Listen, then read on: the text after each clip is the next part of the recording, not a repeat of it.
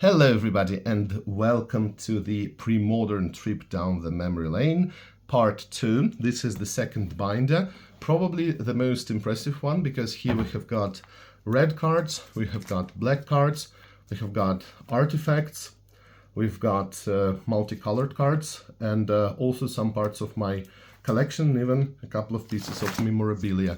So without any further ado, let's look at the red cards first.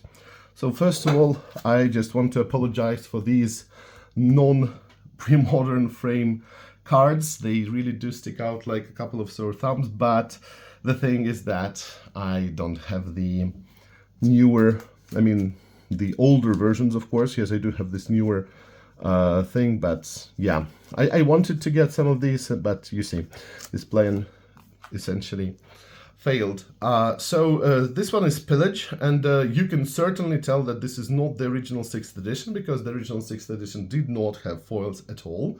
So this is a promo card from, what year is that? 1999. You of course might remember that there was this idea that core sets, so reprints essentially, would have the white border, making them a bit less valuable because of that. And in the 7th edition, they came up with this idea that, yes, the core set would still be white bordered, but the foils would be black bordered, and it was really advertised, you know, this Sarah Angel, it was probably the slogan back in black or something like this, I forgot. Yeah, a bit cheesy, but, you know. Anyway, what was interesting about this is that this is a foil with the black border. And yeah, Pillage is just a nice card. I like it. It's really versatile. I mean, it can always be used, and I just love land destruction. I love land destruction as a strategy. I didn't really play any kind of land destruction as a strategy, like the main strategy, for quite a long time, but it could be a good idea, by the way. Maybe in old school, maybe even in Premodern. But the thing is that this card, if it doesn't work as a land destruction spell, it can work as an artifact removal. So really nice card, and one extra red mana compared to Stone Rain doesn't make it much worse. So this one is one of those very interesting, somewhat maybe obscure cards, and perhaps it's one of those that was discovered actually much later than the set was released itself. So here, as you can see, it allows you to cheat a card into play, essentially again without casting it really as a creature. And what's interesting is that I saw it being used in some reanimated decks. I saw it being used in some Oath of Druids decks. So essentially the idea is that this is a backup plan, and sometimes it can work if you've got a huge creature. So of course you are ready for that while your opponent is not. And here we can look at Pyrostatic Pillar. So Scourge really is the very last, as you remember, Premodern set, and this was already this new era. So the whole Onslaught block was, again, probably, as we can conclude, the harbinger of the new era. Of course, they already knew what they were doing. We already see some of the trends that we have in Modern that were there, but still it's the old border, so that's nice. And the Pyrostatic Pillar just realized that there's those small goblins running away from this the volcanic eruption, or I'm not sure what it is, but it's just so cool. Lovely card. And it's actually not that bad, you know. I used it in Burn, so, you know, to punish your opponent, but it actually also kills you. So here is the question of who is going to die first, and normally you expect it to be your opponent because you are better prepared for this super fast very often suicide plan. Burning Wish is one of those cards that, you know, a lot of people wanted, a lot of people used, and you know, it just went down in value so much. And I'm not going to go on with this, you know, game pieces theory. You know, it just a bit sad when you buy a card and you lose most of your money on it. But again, if you are just playing for fun, if you know, view the opportunity of selling your cards as just some ability to get a little bit of your money back, this absolutely shouldn't make you sad. So this is what I can say about it. Dragon Breath, another interesting card. I think that I might have even gotten this exact copy, because, okay, here we can see a play set, I think, but one of those cards was actually from one of my boosters that I got, and I actually bought only one Scourge booster in my life, and it also contained this Marvelous Sliver Overlord, which I think was the most expensive card in Scourge back then, and you know, everybody wanted it. I didn't want to trade it for quite a long time. Then I think I buy listed it for some nice cards, so it was not a waste of the opportunity. In any case, here we can talk about Orcish Librarian, a very curious card.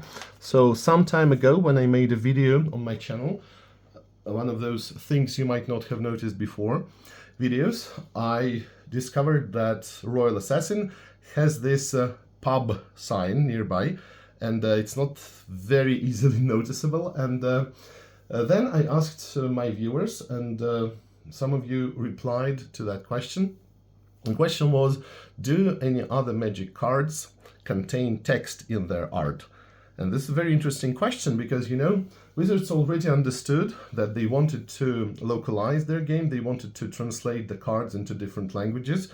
But of course you understand that if the art itself has this text in English, for example, then it will not be translated, because, well, this is part of the picture, obviously. It's not going to be localized as some Disney movies where they have the assets, and when they localize the assets, they just make new textures for science, for example, right? So here we see library paste, right? He is using it as some kind of jam, perhaps. And here we see the book actually says The Joy of Cooking. And here is the small artist signature as a bookmark. Really, really lovely. And the card itself is actually nice, because, you know, there are some nice shenanigans you can pull off with it. You can use it with Orcish Spy, I think is the card. So you can look at the top of your deck, and then you will be able to eat the cards if you don't like the next draw you might have. So yes, one of those funny cards.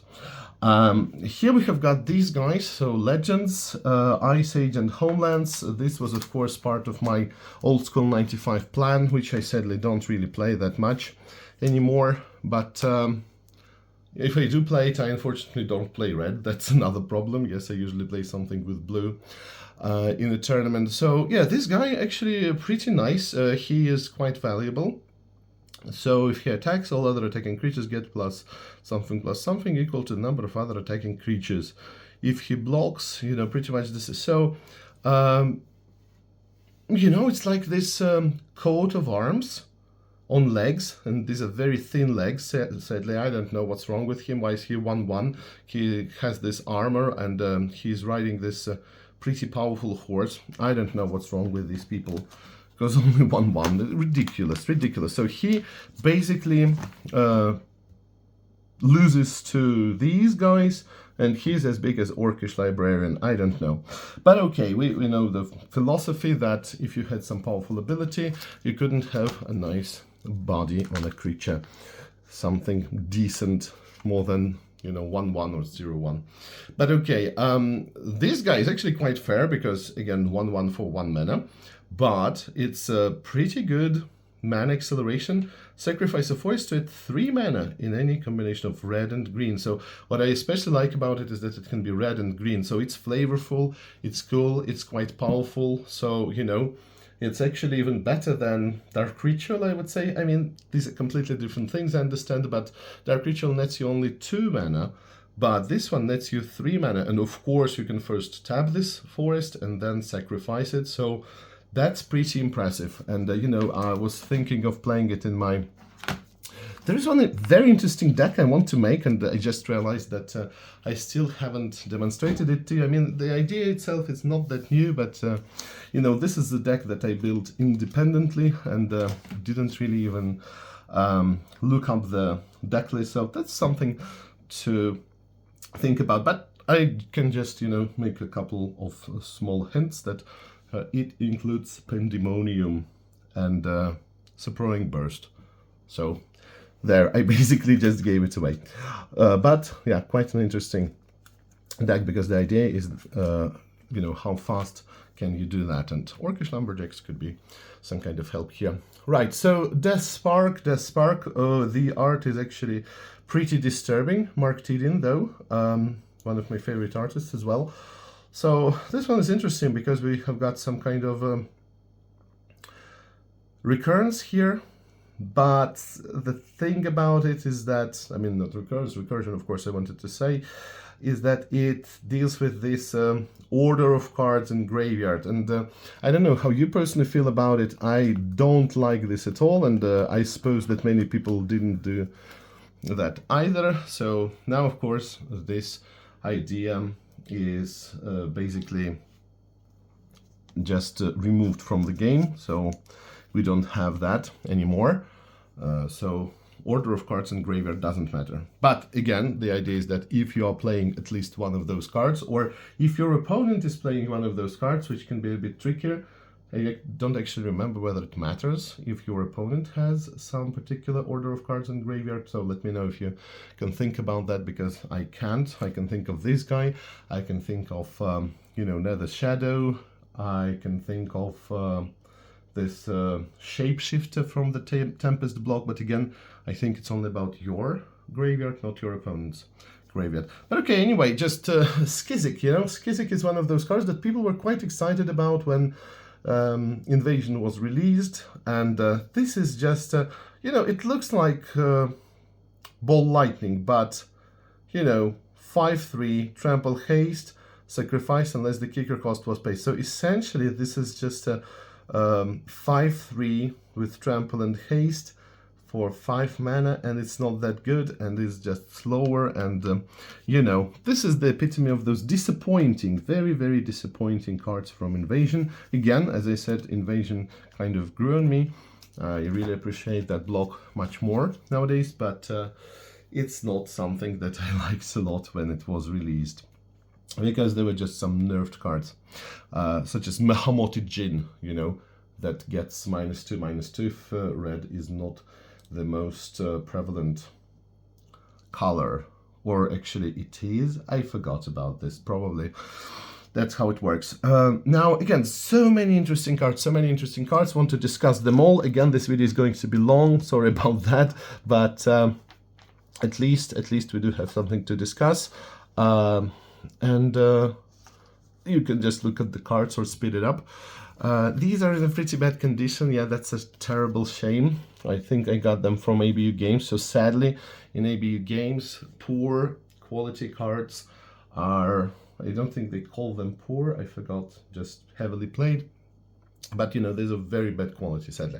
But anyway, I just wanted to talk about Firebolt. So Firebolt, I clearly remember when I saw this card, some guys had it in the pre-release, and I said to myself, okay, I must have it. I will love this set. Because, you know, number one, there was this weird graveyard sign over here, this symbol, that meant that this card could be interacted with in the graveyard. So, you know, if you're just looking at your cards like that, for instance, in your graveyard, you stack them like this. So you can see that, okay, this one does matter if it is in your graveyard. So that's very cool. You know, everything is good about this card. Everything is good about it. Ron Spencer, a super bright flame. This is not such a bad deal because, you know, we did not have Lightning Bolt. You know that Lightning Bolt was considered for a very long time, like for more than a decade, definitely, to be too powerful to be reprinted. So Firebolt was actually just Shock, which was the default thing. You know, 1 red mana for 2 damage, and you know, Sorcerer Instant, it did matter, of course, but probably not that much, so still not a bad deal. And Flashback for 4 and 1 red, it's splashable, it's important to finish your opponent sometimes or another creature, and just some kind of virtual card advantage. Very, very beautiful card, still absolutely love it, so amazing. And it actually has this slightly maybe more even control-ish feel than the usual aggro burn stuff, so really cool. Another card I absolutely love, just because of its design, is Wild Research. Because we know that red is not really that good at tutoring, and if it does tutor for a card, then it will quite often mess things up. So here you can search for an enchantment and put it into your hand, discard a card at random. And with blue, we can do the same thing using an instant search. Okay, instant search is not Google. I mean, you can search for an instant. So, of course, it will be discarded. I mean, the odds of that happening are pretty high, but most likely you will be ready for that, and you will be able to just recover that card from your graveyard. So here we have got Relentless Assault. It's one of those cards. I think it was reprinted later in the 6th edition. And it's one of those cards that really does break the rules. And oh wait, this is actually some kind of, you know, very badly centered. We don't call it a miscut, alright, but still. So, you know, I remember that this card was demonstrated in the 6th edition booklet as the card that followed this, you know, golden rule. And the golden rule of Magic, as it said, was that if there is some kind of contradiction between the rules and the cards will prevail, which of course certainly makes sense. Next we have got, oh wait, Orcish, yeah, so I always, you know, thought it's the same card, but it's not. So Orcish Artillery and Orcish Cannoneers. So of course Orcish Cannoneers were a part of that cycle in Ice Age, where they decided to release you know, completely the same card with a different name. And of course it meant that you could have essentially more than 4 copies of that card. So think Llanowar Elves and Fithorn Elves. And this is another example of this card that again does absolutely the same thing. I'm not sure whether I like it or not. You know, probably when it was released it was a bit weird because the card pool was not that big. But now having, you know, identical cards with different names certainly doesn't hurt. So no problem here. Just wanted to look at this again. Beautiful 7th edition foil. Don't you just love 7th edition foils? So this is that case that I told you about. The original card, the non-foil one, was simply white bordered, just like here with the Lava Axe. Don't ask me why I have Lava Axe. I actually think I have several of these, or did I? No, maybe I do have them, but not here. And yes, again, Lava Axe is of course quite disappointing. Nobody needs it. Maybe only limited. Lightning Blast. This was this also disappointing thing, I would say. 4 damage target creature player. At the same time, we do understand that if you just lower the mana cost by 1, that would actually be much better, much more powerful. Next, I just want to look at Lava Dart. Again, there are so many cards that we will not be able to go through all of them. So this is foil Lava Dart, quite expensive in terms of money, you know. Might get rid of it, maybe trade it for something. I will think about it because, you know, sitting on such an important card that you never use probably doesn't always make sense. So there is another thing, because again, as I was telling you, this Onslaught block, yeah, I didn't really like it at first, but then I got used to it. It also had this cycling, and Astral Slide was the deck. I actually got to play it much later, and it does feel like some kind of a rule-breaking deck. It feels like cheating almost. So, of course, Astral Slide that could, you know, flicker the creatures, essentially, triggering the enter into battlefield effects and saving them from removal and doing a lot of other stuff. Was of course nice, but Lightning Rift was not bad either, so 2 damage every time you cycle a card. And of course the dream was to get the Fluctuator. Of course these cards were not in standard together, but they were in extended, and if you could, you know, cycle those cards for free, you could use those trigger on cycle effects and could do really a lot of damage and do interesting stuff. Then we've got, so one more thing, Desolation Giant. Love Desolation Giant because such a cool effect. So again, Apocalypse is probably my favorite of that block, with, you know, Invasion probably being the second best, and Plane Shift, I don't know, never really liked it that much. So Desolation Giant, it's one of those cycles of giants that destroy some kind of permanence. I mean, not cycle of giants, but cycle of desolation creatures. Yeah, that's what it was called. So, for example, the Angel destroyed the lands, and this one destroys all other creatures you control. So this is of course not what we want to see. I mean, unless you cast them for 4, so doesn't make sense. But with the kicker, destroy all other creatures instead.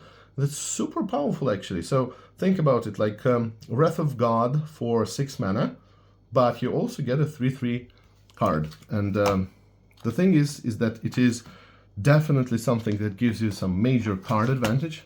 So it's a very, very powerful card. I do understand why it's not played that much, but just a cool one. Next, we've got Fling from Arena. You know, it's a very, very Johnny thing to try to come up with some crazy stuff and then fling that card at your opponent. You know, like a huge Psychotog or just any kind of an ATOG. So, okay, here we just have a ton of different interesting things. Just a lot of memories.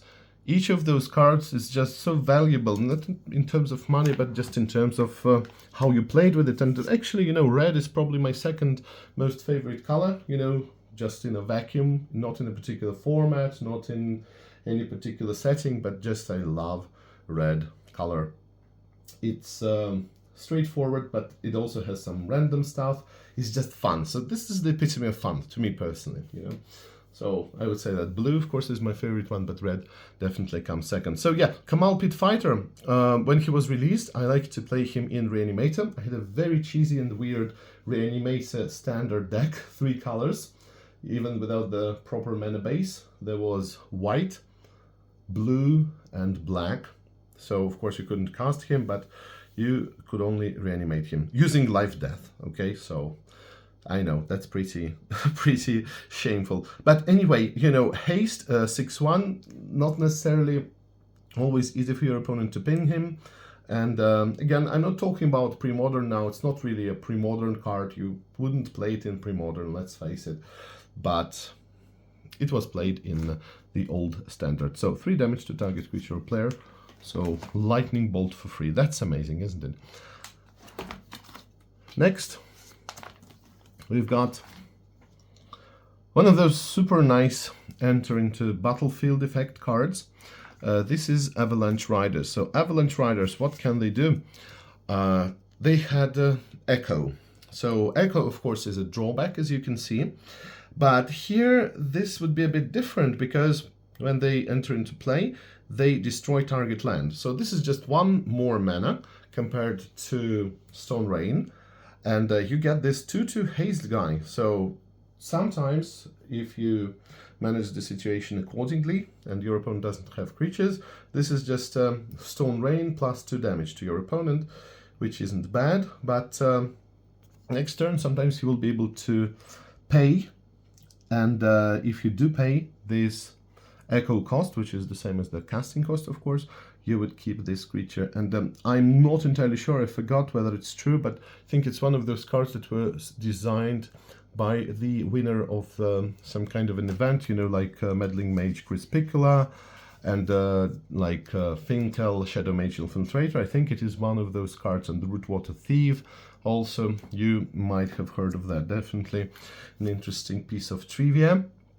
So here we've got Final Fortune. You know, I always love this, you know, all-in cards, but I don't think I ever played it successfully. Maybe I did play it, but I don't remember whether I won with it ever. So I tried to play it in Goblins, you know. Urza's Rage was considered to be a pretty interesting card because, you know, when Invasion came, the meta was somewhat dominated by control. I don't know whether it was actually tournament meta, but definitely where I played and, you know, in this semi-casual, I would say, setting and metagame, there were quite a lot of control decks using some kind of alternative casting cost for counter spells and such. You know, like, for example, Foil or Thwart. And Urza's Rage was here, you know, to keep you accumulating mana, and your opponent wouldn't be able to do anything. So 10 damage can't be prevented, can't be countered. Next, so yeah, as you can see again, this also does require some kind of organizing because, yeah, we've got Lightning Blast here along with the 7th edition version. But what I want to talk about here in this particular page is Reckless Charge. So Reckless Charge, this is the second card, and you can see the similarities, of course, that I love, just like Firebolt, but this one is actually cheaper, and it has some, you know, very, very powerful, very weird art, you know. I'm still asking myself whether it was, you know, CGI, because it definitely does look 3D to me, this guy, and he's a bit random, but again, this is red, so this is what you can expect from it. Next, we have got, so yeah, Form of the Dragon was a card that people liked, because you essentially become a dragon. So just look at it, how flavorful it is. Very flavorful, I would say. Because the idea is that you become this dragon, you deal 5 damage to target creature or player, and your life total becomes 5. So, okay, this is your toughness, yes, this is your power. Creatures without flying can't attack you. So yeah, you do become a dragon, and that's quite funny. I don't remember where this card was actually played. It was played somewhere, but I don't know. It's a weird thing. Never actually used it. Never actually used it, sadly. This guy is nice, right? Skirk Fire Marshal. This crazy all-in card again. So you see the pattern of the stuff I like here. Protection from red, so cannot kill himself. Tap 5 goblins you control, deals 10 damage to each creature and each player. So it was my plan very often to use this card as a kind of a finisher, but never worked. Flame Tongue Kavoo. Oh, Flame Tongue Kavoo was this format defining card in some way, because very often people thought, you know, whether they would be able to beat Flame Tongue Kavoo, and this just insane value, right? So 4/2, again, we understand toughness doesn't matter that much in many cases, but 4 power, and that deals 4 damage to target creature. That's very, very good. Next we have got, I think we can look at this guy, Siege Gang Commander. So Siege Gang Commander, one of those incredibly powerful, again Scourge, so already talked about it. Goblins, oh no, this is an insanely bad copy, terrible, actually just noticed that. But anyway, comes into play, put 3 1/1 red goblin creatures, so again, a lot of value here, and you can sack a goblin, you know, you don't even have to tap him for that to deal 2 damage, so, you know, this was a card that very frequently was searched for by Goblin Matron, for example, and afterwards, you know, things would get pretty bad for your opponent, especially if you got him into play using your Goblin Lackey, which was very often the case. So Goblin Sharpshooter, one of those things again.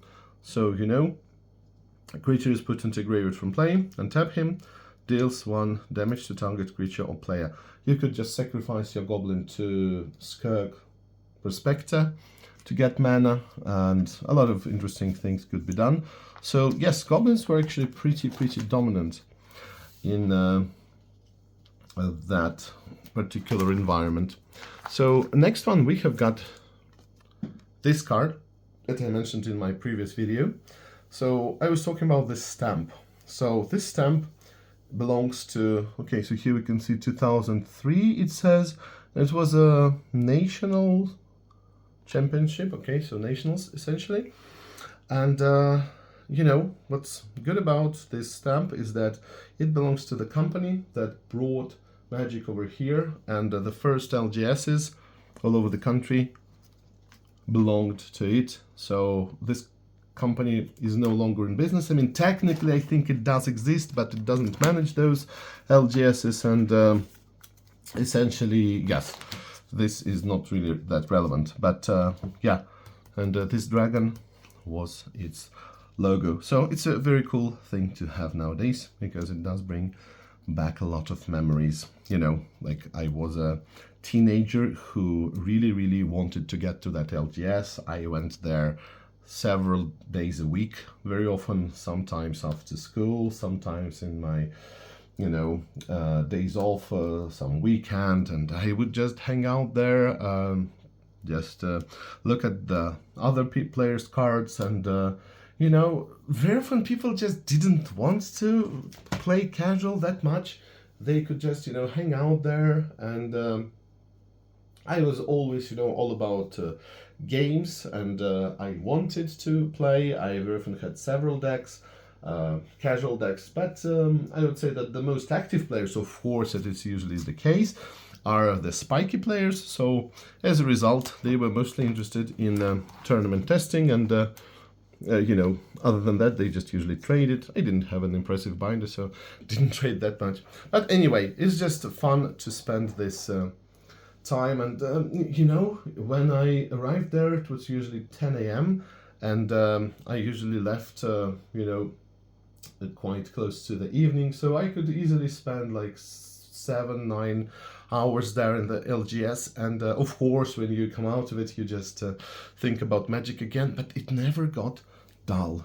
You know, I was never really tired, I was never really bored with Magic. So Magic is this absolutely unique thing. If you know, if this is your thing, you will never stop. You will not be able to stop playing it. And I don't know, it's just a huge, it can be a huge time killer for you, more than any, you know, video game and such. And this is insane. But you know, we do love Magic, don't we? So that's the thing. So okay, Petron.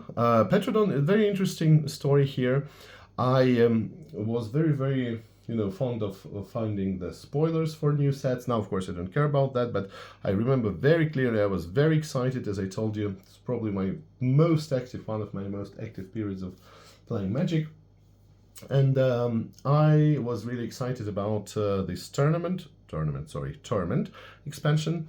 And I knew that it was announced, so I found Petron, and I just printed a proxy of Petron before he was released, and I played it in my Reanimator, you know, just in casual stuff. But yeah, Mogmaniac. Mogmaniac is an amazing card. I remember that they played the very first Premodern tournament, you know, so that you understand the metagame. The very first Premodern tournament in 2018 was the tournament where I saw this super nice combo with Mogmaniac and I think Reverberation. I don't remember the exact name of this card, but essentially the idea is that if you could damage him, he would deal damage to your opponent, but then essentially you will kind of bounce this off that. So essentially I think the idea was that if he gets 4 damage, he would be able to deal 24 damage to your opponent or something like this. Insane. So just a fun deck that I saw there, and you know, it was just very fun to look at. And okay, yes, here we again have Dragon Breath again, Wild Research again, Kamal. So yeah, need to get those things organized. And the original Shock, still probably the best. Mog Fanatic got nerfed, as you remember. Why? Because no combat damage in stack. You know, couldn't use that for those tricks. Now, let's look at black cards. So, you know, black was always that color that I wanted to play, but I could never play it well. So I will be completely honest with you, but all of my attempts, I mean, pre-old school of playing black were pretty terrible. I mean, I never really won that many games with black. I never had a tournament-worthy deck with black. And not even mono black. I'm not talking about that. I'm talking just about some kind of, you know, things together. But no, actually, we could say that we had one more or less successful deck. This was a Psychotalk deck, but essentially black was more of a splash for it. So, you know, that's one thing I had. Here, a lot of interesting stuff to discuss again. Negator. Negator was this, you know, curious story that I just wanted to make a mono black suicide evil deck, and lurking evil, that's what I'm trying to say. You know, some of the newer players looked at this Phyrexian Negator, and yes, they had heard of him, but then they asked me, so what's the deal with Phyrexian Negator? And, you know, I couldn't explain that very well because Yes, the drawbacks are absolutely terrible, right? And if you have Trample here, that's obvious that he is going to contact the other creatures in some way. So, yeah. You know, the idea, of course, was that you would cast him in turn 1 with your Dark Ritual, and then you would have some other super powerful and quick creatures. I remember Skittering Scourge was one of those cards as well. So, over here, we do see this thing. This is again, of course, a promo because Urza's Saga did not have foils. So this was a late release promo card. So yeah, it's just a very nice design. I like the card itself. I like the idea of flying 3/2. You successfully cast a creature spell, sacrifice Skittering Scourge. And also it's interesting that it says successfully cast, so if it gets countered, it doesn't work. Let's talk about shadow creatures for a bit.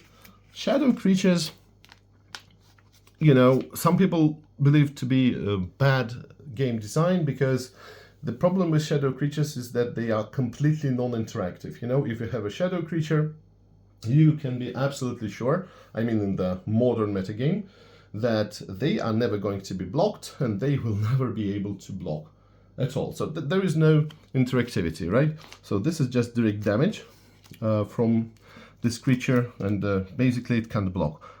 But you know, I like those, and there are some interesting strategies with them. So the Shade protection from white was first of all, it's just an absolutely amazing piece of art, right? So Christopher Rush, definitely this, you know, early 90s, late 80s heavy metal feel, amazing knight, and you know, reminiscent of so many things you have seen. You know, D&D, fantasy novels, some fantasy movies perhaps, and you know, I always thought of how amazing that would be to have some kind of even a comic book illustrated by Magic artists, the original artists, because yeah, there were some comic books based on Magic, but no, this was completely different. These were still, you know, comic books. These were not the, you know, things with the art by the original artist, so no, completely different. So I thought it would be just very cool to have this comic book with the art by original artists, with some storytelling, and of course even better thing would be to have some animated film, but I'm afraid we will never get that. Definitely not with the original art and that original feel. So here we can look at a lot of different stuff, of course, but I just want to talk about Smother. Smother was a very weird card to me, you know, before I understood the, you know, efficiency, tempo, all of this stuff, because I always thought that Terror was better. I always played Terror, and, you know, now of course I understand how limiting it was, but still. Infernal Contract, such a powerful card. This is the epitome of this black suicide strategy, you know, the power that you cannot wield, really. You know, it's incredibly risky, but you technically can get there. So half your life rounded up, draw 4 cards. With 4 cards for 3 mana, yes, that's of course a pretty good deal, but again, you should expect to win soon.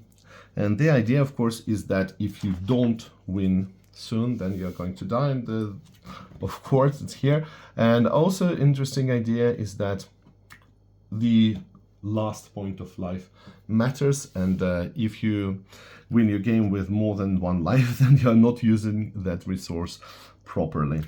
Yes, that's a bit of an exaggeration, I would say, but still.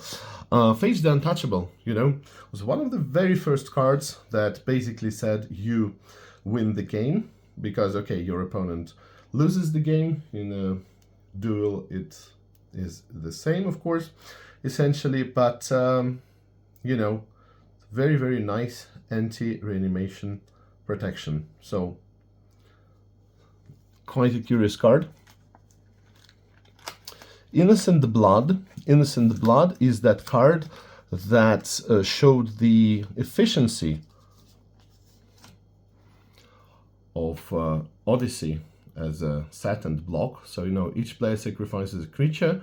essentially it's even a little bit better than Chainless Edict or Diabolic Edict because it doesn't target your opponent. So in creatureless decks, as it was the case with the Psychotog, I did play this in Psychotog, it was very cool. Mutilate, this art is just disturbing, but I mean not in a terrifying way, but still.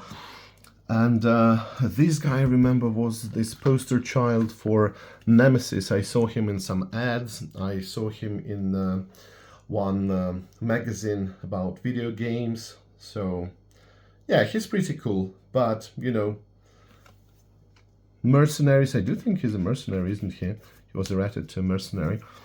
Were pretty disappointing. And I never actually... Oh, okay, found the match here for the Wumpus. Wumpus, as you understand, is essentially Pestilence on legs, and there's some pretty cool Pestilence decks in Premodern that I saw. I believe, red and black Pestilence deck, or maybe even with white for live games. So yeah, a lot of interesting stuff. So yeah, here are these Mercenaries. I see I've got plenty of these, and oh yeah, Black Splitter is another guy that also belongs to this Pestilence deck. Yeah, so the problem with Mercenaries is that, you know, they're also a bit underpowered, just like Rebels. I mean, if we just look at the card, plain and simple. But the problem is that Rebels go up and Mercenaries go down in terms of the value that they can generate, in terms of the card that can be tutored for. So here, if you have got this guy for 2 mana, you can tap it for 1 and search for mercenary card with converted mana cost to 1 or less. So this essentially means this. I even forgot whether I have this guy for 1/1 for 1 mana. This mercenary. Yeah, probably I do. But again, it's so pretty disappointing because if you have already gotten there, most likely you're not going to use that. I mean, it just doesn't allow you to. The whole idea of developing your board is that you have more lands. Every turn you have more mana, your creature's getting more powerful, so, you know, by getting only 1 rebel card, you would be able, so this, you know, lieutenant, you would be able to develop your whole board over time, you know, theoretically speaking. But with Mercenaries, you cannot do that, because if you've got this guy, yes, you can only get a mercenary for 3 or less, so, again, it doesn't develop your board. So this is a completely different thing. It defeats the whole purpose. And speaking of Mercenaries, we have got this guy. So, you know, he's not a mercenary by choice. He's a mercenary by luck, I would say. It's a bit random. So, 4/4. This is from Portal, of course, not a part of that block. But still is a mercenary. I mean, he is called Mercenary Knight. So, fortunately, he is a mercenary. You know, unlike some of the recent the Revolt Red Rebel, who is not a rebel in terms of creature type, which is a shame. They're trying to erase the good history of Magic. This is what I can say. And I'm not even joking. So anyway, comes into play from your hand, choose and discard a summoned creature from your card, destroy.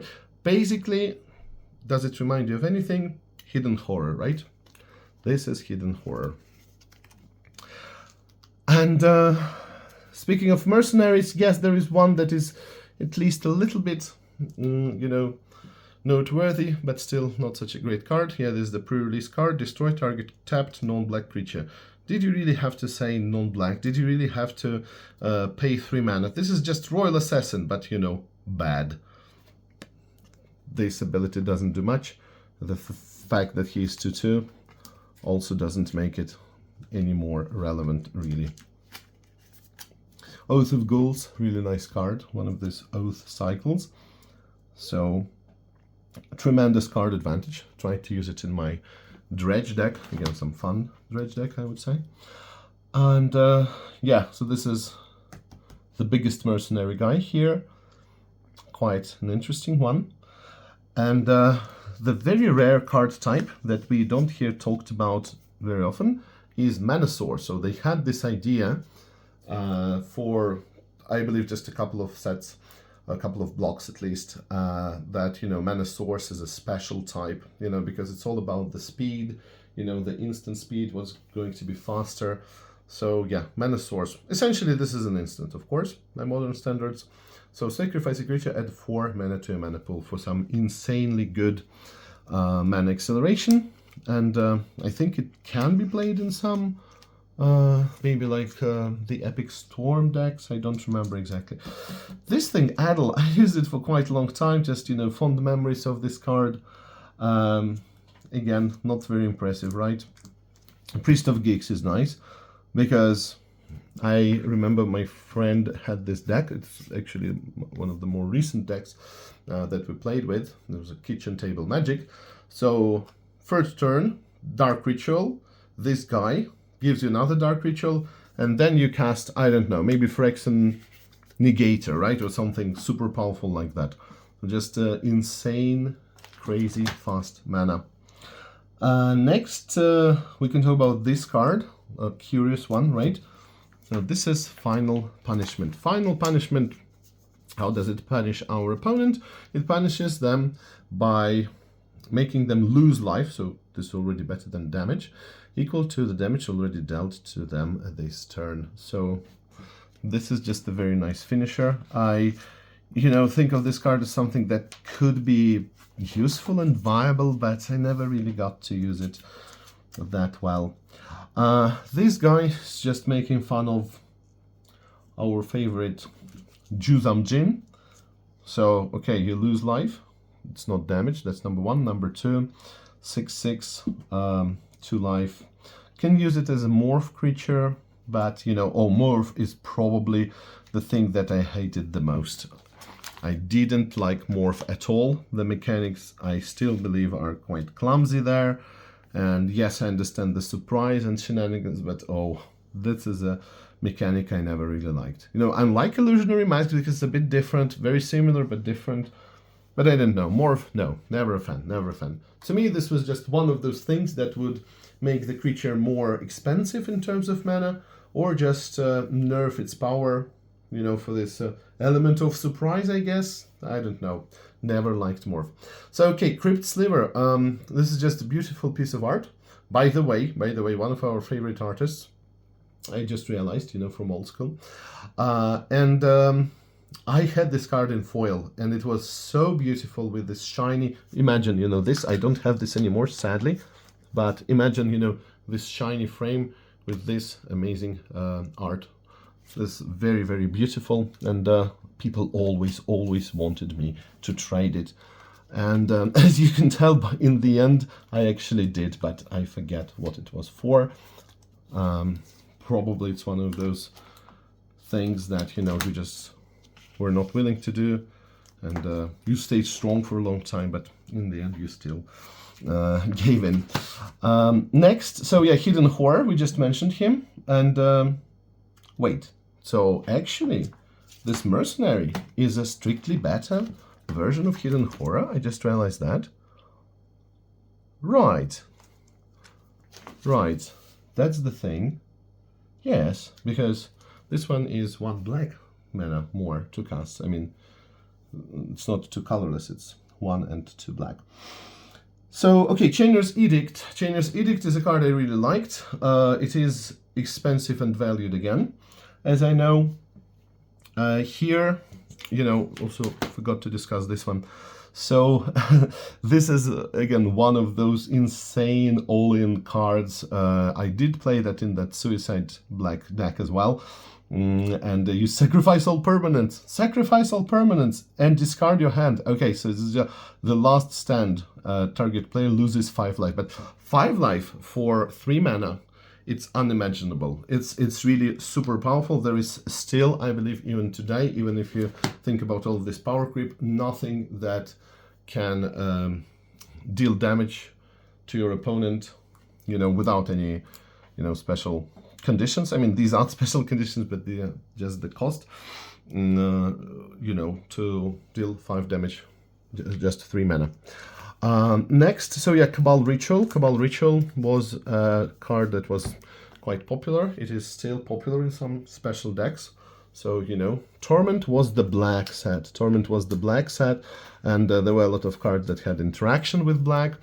and the set just contained more cards, more black cards. It's just, if we talk about numbers, which I believe is insane, and I really love this idea.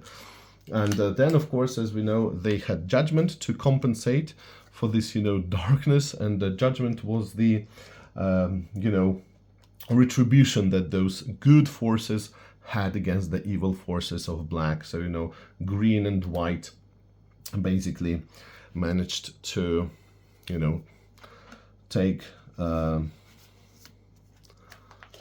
of the stuff back. I mean, they had their revenge, okay, let's face it. Here, okay, this one I mentioned, but okay, first of all, let's talk about this, you know, Chroma's brother, basically, because it's that creature that for a very long time was the epitome of this creature that had no drawbacks and a ton of cool abilities. Yes, this is 9 mana, but again, who stops you from just bringing him back, using reanimation, and also flying, trample, protection from black, first strike when attacking. I mean, couldn't you have given him just first strike? Maybe even at 10th mana, wouldn't matter at all. But yeah, has haste, 6/5, super cool, love it. And you know, if you just look at the illustration, what artist do you think it might be? So I would actually say Drew Tucker. Maybe, you know, not exactly Drew Tucker, but the style is very similar. So, okay, I actually thought for some time that it was Drew Tucker. I mean, I thought it until the very day today. So here, let's talk about Laquatus's Champion, I think is the English name.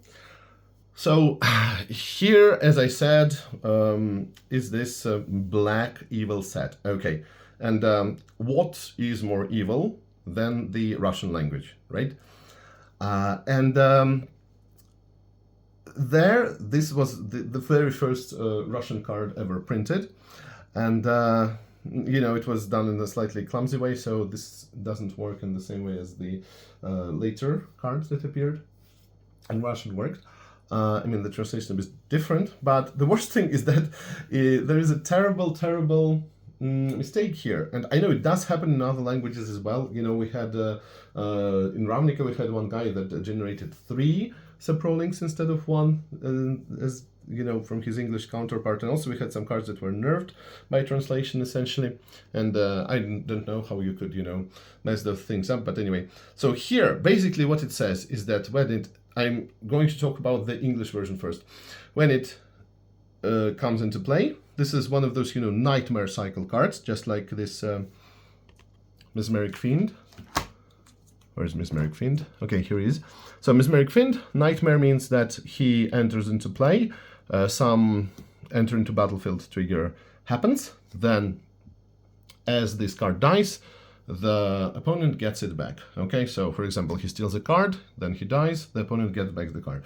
So this guy steals life. So when he enters into play, target player loses 6 life, and then when he dies, even though it might not be that easy because he has regeneration for 1 mana, that opponent gains this 6 life back. But what the Russian card says is that when he enters the play, then your opponent loses 6 life, but then when he leaves play, when he leaves the battlefield, target player gains 6 life. So this means that you get 6 life and your opponent loses 6 life. I mean, how cool is that?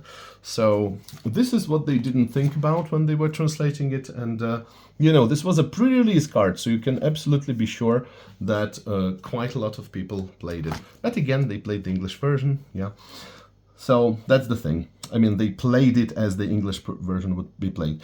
Nantucket Shade. Nantucket Shade was so revered when it was released. You know, a lot of people were trying to build something with it. I don't know how exactly it worked. I don't think it was ever a super popular card, to be honest. But yeah, it's nice. Petron Dimp. So Petron Dimp, as you can see, this is this, you know, this is basically just a mirror, okay? Just a mirror. You can see even the camera. I don't know, you can see my face, so this is insane, right? This is that particular foil deck, premium deck. They had this for Reanimate and for Sleevers, you know, really interesting thing. Next, we are getting very close to the end of this collection, because here we've got just a handful of artifacts. You know, I was not really a huge fan of artifacts. As you can see, my collection of artifacts is super small. I did like mirroring. Again, one of those Odyssey things. Again, maybe I'm biased really, because I just managed to explore that particular set and that particular block just too well. So, you know, legendary artifact was already quite an unusual thing for us, you know, that an artifact would be legendary. So when you play instant to sorcery, you may play 3. And it looked, you know, like a very good deal, but yeah, it's not always easy to cast that. Now, Lotus Petal requires no introduction. It essentially is a small piece of Black Lotus, and even though it gave you 2 less mana, it was still overpowered in many, many ways. Then I have Coat of Arms as a nice souvenir from France when I lived there, and I never really got to play it, sadly. My idea was to use it in Elves, perhaps, but no, not really. Now, this is a card that I am never going to trade, even if it's the very last asset I have to give up. But, you know, it's probably the most precious piece of this collection, maybe even in terms of money. And, okay, yeah, it's not perfect anymore. I mean, yes, you see there's just a little bit of scratches on the back, so that's a shame, you know. Shame on me for not keeping this card in a perfect condition. But the thing is that it is an absolutely unique card because it's so beautiful. Okay, I was always a fan of Endless Gain, so even when I played Magic on my computer, this Martyrdin's card always conveyed this feeling of, you know, power. It conveyed this feeling of mystery. I absolutely love those colors. I absolutely love the artifact itself. It's still mesmerizing even today. So I went to the pre-release of Time Spiral, and this is the card that I got in one of those sealed deck boosters that I cracked there. So even today, I cannot tell you the exact value of this card. Of course, it's a pretty unique thing. And I don't know how many of these exist in the world. I mean, in the Russian language specifically, of course. So, you know, foils in non-English languages do matter to some people. And Russian foils, especially when they were just starting to release that. This was just the 2nd year of Russian foils after Ravnica. So, you know, the print run was incredibly small. So still today, if I go to Card Market, I cannot see that. If I go to eBay, I cannot see that. So I cannot see this particular card. And just a ballpark figure, I don't know, you can say $100, maybe $200. It depends on, you know, what people are willing to pay for it. But I'm not selling this like at all, ever. So this is just an incredible piece of nostalgia for me. You know, maybe it would make sense to take it out of the binder, I don't know. But at the same time, I don't do any special treatment to my other cards. And yeah, I know some of you actually hate me for that, but that's what I do. No perfect fits, no slabs, none of that stuff. Okay, so yes, just talking about multicolored cards. Multicolored cards are of course very interesting. Why are they interesting? Because they are special in many ways. They are trying to, you know, give you a little bit of everything from each of the colors. And here, I don't know, this guy. So you wake up and you see him outside. And I don't know, he's supposed to be creepy, but to me it's this idea of, I don't know, this winter wonderland. Yeah, a bit creepy, of course, but I don't know what to say about it. I just like this card too much. I just love it too much. It's, you know, not very powerful, but it's such a cool card. I love it.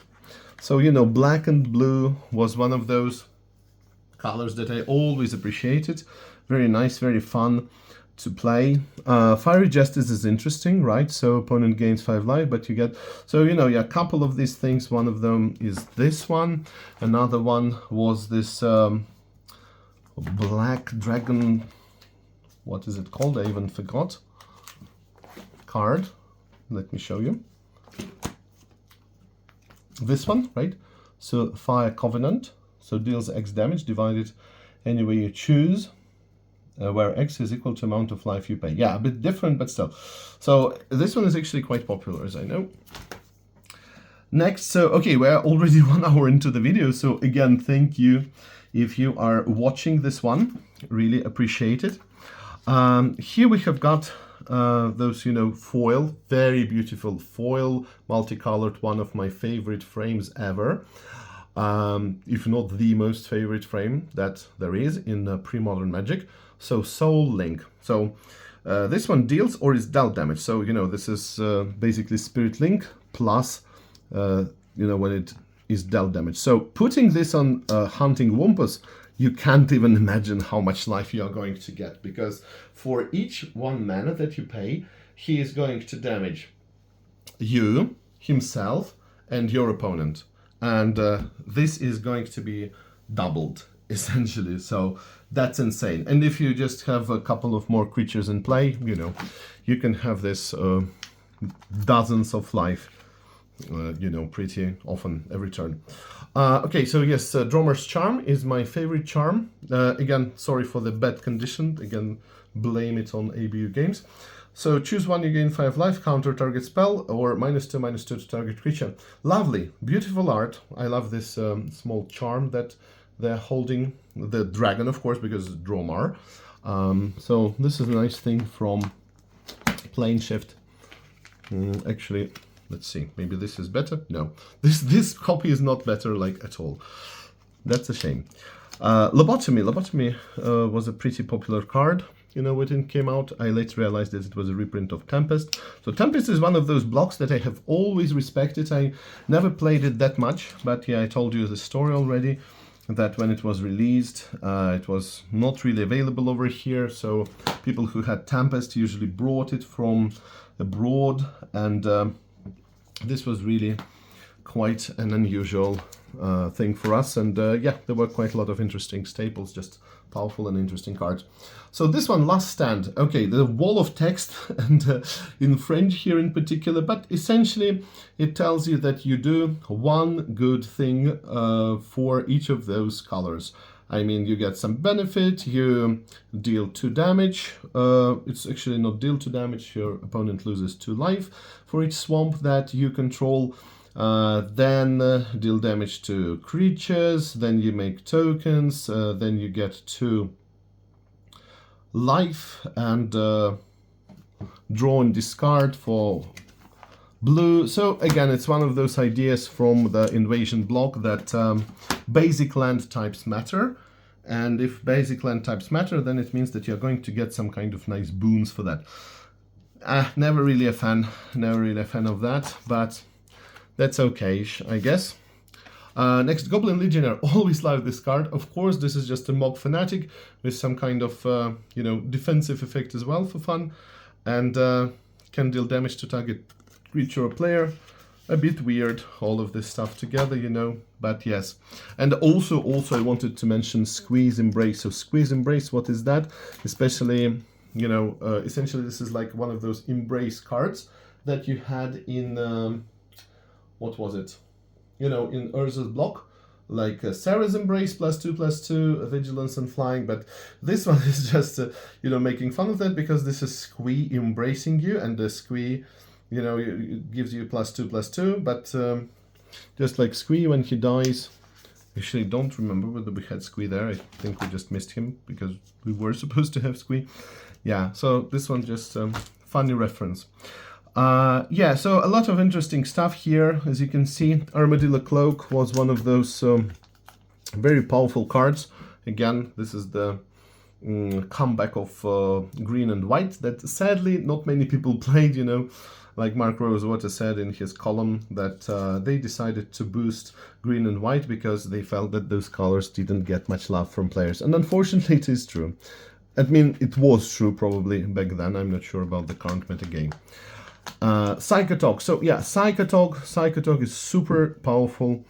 It's probably something that's even a bit different from the other ATOGs, because other ATOGs, yes, in Odyssey you had this cycle of multicolored ATOGs, and you know, so they understood that people liked multicolored cards, and this was the you know, beginning of this very nice cycles of multicolored cards. I always loved them, you know. I liked the stuff from Invasion, again, the multicolored ones. I liked Odyssey, I liked Ravnica as well.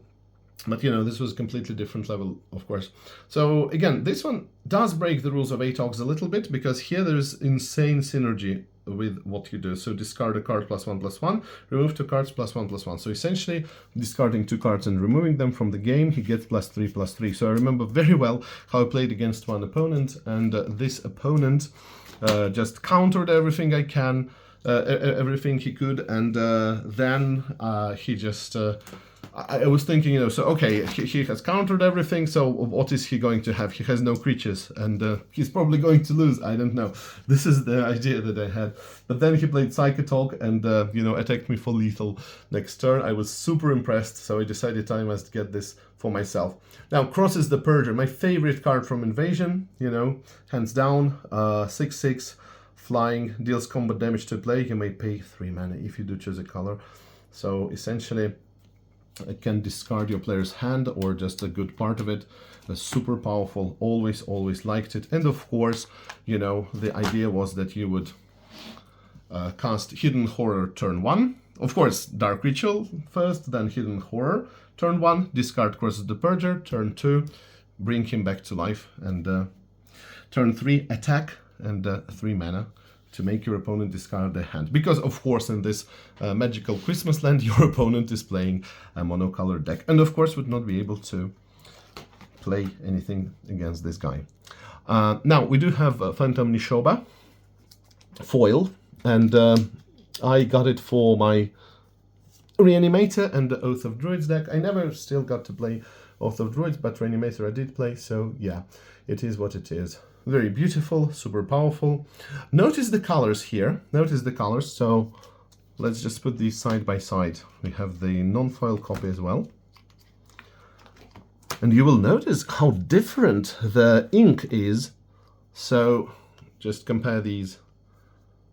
Right? So even though of course the frames are different and the text itself is supposed to be the same, you can see that it's probably printed using some different, I don't even know what the right term in calligraphy is, but yes, it is just printed on a different ink. It's a completely different card essentially from the very same set. So there's a much darker, much more saturated, and I'm not entirely sure, but I think that this is the case with all of these Phantom Nishoba foils. Not just mine. I don't think it's any kind of a misprint. I guess that this is just how they printed them, how they formed that particular card in foil. And here, of course, we must rotate the album and admire this beautiful page. Sadly, you see the problem. Actually, there are 2 problems. And okay, let's say 3. So number 1, I don't have one of these because the cycle obviously... Okay, you know what we're going to do. It deserves it, really. The cycle is obviously 5 cards from Invasion for the allied colors like this, this, and this. And then you have got the Apocalypse for the enemy colors, such as Night and Day and Illusion Reality, yes. So this is how it's supposed to work. So we don't have Waxwayne, and you know, Waxwayne was always the card that I was the least excited about, so don't really care about that, to be completely honest with you. That's number 1. Number 2, what's important to say here is that I do not have foils Life Death and the Fire Ice. So Fire Ice probably very expensive, and I think it was very expensive when I started to have this idea. So, you know, probably should have gotten it, but I did not. So anyway, here it is. It's just such a nice thing, you know, because here are essentially 18 cards. And, you know, I even had this idea. I might even, you know, try to build a deck one day. It would be a pretty weak deck, I guess, but I just wanted to build a deck that would only contain these split cards and also charms. And I don't know, many people didn't like the split cards. I absolutely love them. For me, they're amazing. This is not bad game design to me. I do appreciate them a lot. So here it is. This is the split card collection, quite a modest one, but still. And here is talking about memorabilia. This stuff is from Eurolands. So there are some Eurolands. We will look at them. I have still most of them. I traded a couple of things that were just incredibly, insanely expensive, such as the Netherlands windmill and tulip field for like, you know, maybe 60 or 70 euro something. But yeah, so these are Eurolands that I acquired when I was in France. And here we have got, I don't know what it is doing here. I guess this is just a part of my walls collection, even though these are drakes. So, okay, here I have got drakes. So, you know, I remember very well, like one day, one of those super rich traders guys that we had, again, he was just older than us, he had a job. So to us, of course, these people were like gods of magic trading and collecting, because they could afford to spend, I don't know, a couple of $100 on magic, which we, of course, could not. And that's why we're compensating for that now. And he told me that, you know, only trading for playable cards doesn't really make much sense because there are so few tradables. I mean, there are so few playables. So it's a good idea to collect something, you know, because you will always have some kind of bulk. And if your opponent, I mean, another person that you're trading with, wants some bulk from you and you want some bulk from them, that's usually a win-win. So yeah, that's why I decided to collect walls, and this is what is left of this collection. This is not the full collection, of course, but at the time when I was making this, this was actually a full collection of walls, because I had this idea that they would stop printing walls. You know, as soon as the defender rule appeared, and as soon as they just came out with this idea that creatures cannot attack not based on the creature type, which is wall, but based on the defender, you know, kind of drawback ability that they have. And that's why I thought that, okay, Wizards of the Coast just ran out of their ideas for new walls. But of course I was wrong, because later we saw a lot of different walls. But exactly when I got it, I think it was in 2005 or 6, if I'm not mistaken. Yeah, I got like absolutely every single wall that existed. And yes, of course, some of these walls are now in my old school collection. The newer walls I just traded or gave away. So, okay, here I only have the Premodern walls. But yeah, it was a nice collection. And as for drakes, yes, pretty much the same. You know, I got rid of some of the super expensive drakes, like Gilded Drake. Again, I listed them. So here they are.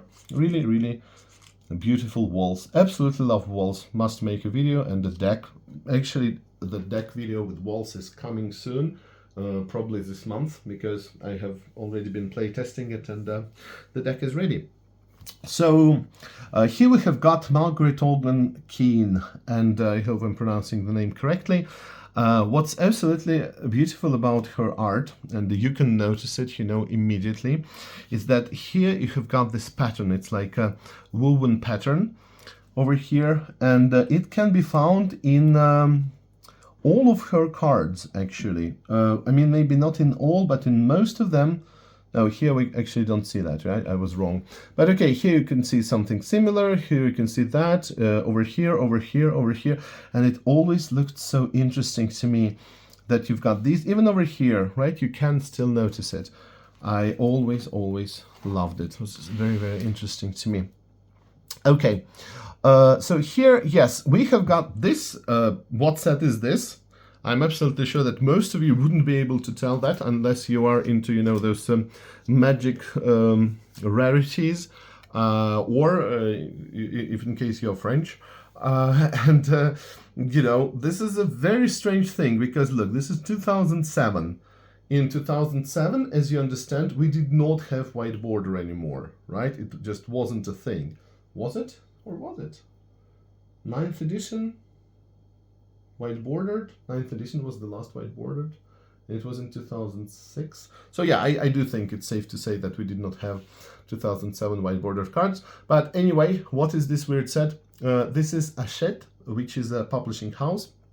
in France, and they essentially made those, you know, I don't even know what the correct term for that is, and it was a very predatory practice in my opinion, but basically you had this subscription magazines, and the magazine itself was not even necessarily that interesting, but you had some collectibles with those magazines in each of the issues. So the idea, of course, would be that you would subscribe or buy each of the issues there, and I even remember that they sold Harry Potter chess and each game piece in each of the issues. So I don't know. Sounds crazy to me. I don't actually know who bought these. But okay, for Magic, they had those, you know, boosters, I believe. I don't even think that they were just randomized. Perhaps they were just parts of the deck. So yeah, they were printing them along with the magazines, and some people bought them. So of course I got this just for the nostalgic and unique effect. And why do I have it here? Well, that's simple, because when I lived in France, I played some Lorwyn events, and I got this pretty nice island from Lorwyn. And Lorwyn was this idea that we would go back to this, you know, pure classic fantasy, high fantasy, not, you know, with robots or some crazy shenanigans or very intricate stuff, but, you know, just pure good old fantasy. And we did. So Sisters of the Flame is just the back for these cards, and I do apologize for that. But here, as you can see, you know, it's kind of ugly glued together, as you can see. But again, this was for my Storm deck, and the idea was that I would count mana like this. So here I would just put the die, indicating that I've got red, black, and blue mana, respectively. So it was a nice thing. Okay, I don't think anything can be done about it. It's a shame, but yeah, it is what it is. And you know, when I was playing it, people even noticed it from outside, and they said, "Oh, it's a cool thing. Where did you buy it?" But yeah, I said I made it myself. I'm pretty bad at DIY stuff, but you know, it's one of my small things that I did.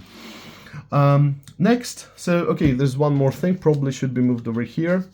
You know, from the series of nice cards that I got while traveling. So this is the one I got in Portugal. I just bought one booster of Portuguese Scars of Mercenaries, right? Wait, are these Scars? I don't even remember. I didn't really play that much. Mercenaries Besieged, I think it is, yeah. So, yeah, you know, even when I kind of stopped playing Magic for a rather long time, I still would buy boosters because I thought that, okay, it's just a nice thing to have, you know. So when I was traveling different countries, especially if those countries, of course, had Magic in the local language, I would usually buy that. Okay, here, what do we see? We see World of Warcraft TCG. This one is terribly scratched, but these are not. So yeah, my friend and I bought a couple of booster boxes, couple of displays, as we used to say, of World of Warcraft TCG, and we did play. We played with some of our friends, but we never actually got into that much deeper, and as you know, it was discontinued, which is a terrible shame in my opinion. I do understand that Hearthstone is much more profitable, but yeah. And one of the things that I actually opened there was this robotic home and chicken. So in case you didn't know, the idea was that you would be able to scratch this code off and redeem it for some kind of a cosmetic, of course, but still thing in World of Warcraft. So I think the most desired card was Spectral Tiger, so it was like super expensive unique mount. Yeah, so here I just scratched off the code, and you know, at first I was trying to sell it locally, nobody wanted it, but then I just said, okay, I'm just selling the code, and the guy bought it from me on eBay. Here, yeah, we just had more. And yeah, this is the mtgfanatic.com. Anybody remembers that website? It has long been dead, but this is the very first website where I bought a Magic card from, where I made my very first international order. And here, I just have it as a memory of pre-release. And this thing is so dear to me because it is, let me show you what it is. Of course, it's not Premodern at all, but still, I think noteworthy. This is a card that was designed by a game designer. You know, this was a series of that in Magic 15. So there was, for example, a card designed by Notch of the Minecraft fame, and this one is designed by Richard Garriott, the creator of the Ultima series. And he, it's quite an interesting story because my mother worked with him and taught Russian to him when, we had this joint project of NASA and Russian space agency, and essentially he was one of those space tourists. So quite an interesting story there. And Richard Garriott in many ways was one of my idols in terms of game development, along with John Romero and some other game developers, because I'm just amazed at their never-ending creativity, both within and also outside of game design. So just a very cool thing, and I wanted to get it signed, but never got around to doing that, and I don't think he would actually sign that, though I never got to meet him. But I actually saw him in the taxi when I was just on my commute. But yeah. So, okay, that's just the fun fact. And here, so the last thing that I want to say here is this is a story of Fatal Push. So, what's the story of Fatal Push? The story of Fatal Push is as follows, and it's basically a life lesson. When Fatal Push, Aether Revolt was announced, I was already pretty deep into old school Magic, so I already didn't care too much about it. I understood in year 2017 that old school Magic is where it's at, and I'm not going to continue going to LGSs and continuously grinding this stuff and caring about modern and all of these new things. No, I said, okay, we'll continue playing kitchen table Magic just with my friends as a social thing, but new formats I don't care about. After that I went to my LGS, and everybody was crazy about Fatal Push. They said, oh, it's Fatal Push. They even had some rumors that, this FNM card would not be given out to players because there would be some special conditions because this is Fatal Push. It's insanely good, yes. And the thing is that I wasn't that excited about it. And there were some people who really were grinding it. They were going to these FNMs. They were just so passionate about getting this card, and they really wanted it. And actually, most of them didn't even get a single copy of it. Or maybe they did, but it was much later. And essentially, yes, these are, these Fatal Pushes. So, one of these Fatal Pushes I got when I traveled to Spain, and I got a local booster. And I was already not very excited. They tried to sell me Hour of Devastation. I said, give me the Revolt, please. And they said, why don't you get Hour of Devastation? And I asked the seller politely, why are you trying to sell it to me if you know it's trash? And she said, yes, I know, but I must sell it. So sorry about that. So we kind of understood each other. So I still got the Revolt in the end. Actually, Hour of Devastation is, proven to be a little bit better than we had initially thought, but doesn't matter. And these are the cards that I got number one. I have got because I played a Modern tournament. It was a 24-player FNM, and these just it was a Modern tournament, as I said, yes. And it was just a very interesting story, a very interesting lesson of life that so many people were incredibly hyped about it. I didn't really want to get it, but I did get it. How? I just won the Modern tournament, and it was the only major victory for me in a constructed event. I mean, locally. Online I did win a couple of events, but not talking about it now. And the thing is that, I got this burn deck together. It was a mono red with some minor splash of green and white. And of course it is burn, yes, so not very difficult to play as you would usually think. But the idea is that I was able to use this particular deck to get to the first place. And this was my second tournament. In the third tournament, I finished last. And this just shows me a lot about metagame, about luck. And this is something that, stops me from taking Magic as a competitive game too seriously, because it's not only about the luck of your draw, in the luck of your opponent's draw, but very often it's just the luck of the matchup. So if you get matched against an opponent that has a deck that doesn't work well against you, then you're in luck. If it's the opposite, then very often you don't really stand a chance. So yes, we do know that there are some more skilled players, they have a better record usually, but at the same time, if one day you win the tournament and your record is 4-0, and another day your record is 0-4, with just completely different decks, you know that there is something that is much more than just skill. So that was the first copy that I got. And the second copy was again a super lucky thing, because I played a Pauper event, also my only Pauper event ever, couple of weeks later after that. And I played Elves. I didn't really get too high, but I was in top 8.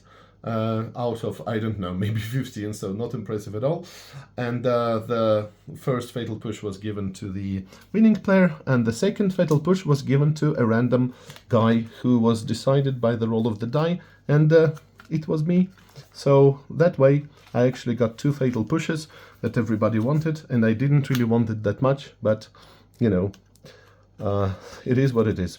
So this was my very last constructed event of Modern, and this was, I think, a very good lesson of life, that sometimes if you don't really want something, you might get it. If you want it too badly, it's not necessarily that you are going to be successful, and the longing for that is definitely going to hurt you and distract you in many ways. So with that very curious life lesson, I thank you for watching this incredibly long video, one of the longest videos on this channel, and I will see you in the next one. We also have a rather interesting binder with different lands. Bye.